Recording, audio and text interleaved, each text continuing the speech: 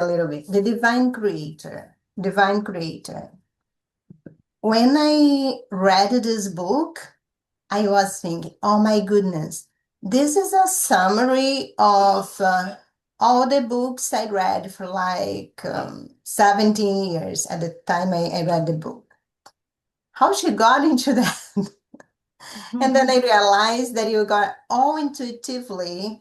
And then I read a lot about the real teachings of Jesus, like A Course in Miracles, Jesus, my autobiography. I also follow a channel that channels Jesus every 2 weeks.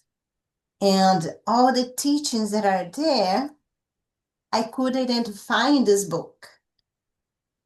And many other things, concepts that comes from Dolores Cannon's book, and many other information. And I was really amazed to learn that you got that information all just looking within.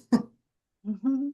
And many people doesn't understand how that thing works through intuition, sometimes with your one voice. And when you get in alignment, when you rise your vibration, you clear your mind from negative thinking, or usually from the moving your mind to the past and the future when you are in the present moment, and then you become a conduit, you become a channel of information, and you get your one downloads. I thought it was amazing when I got to my first downloads. I said, "Wow, from where this information is coming from?" So, can you guide us a little bit more about how this book came to conception, how you create, how you manifested the Divine Creator book?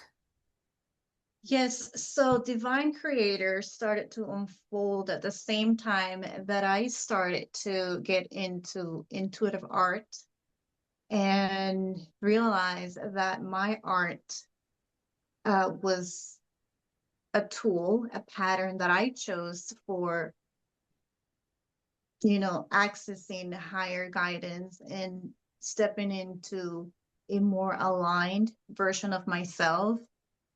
And in the book, I share that background, that story of how I got to notice that pattern, because everything in our lives, it's made out of patterns, and these patterns create a blueprint of how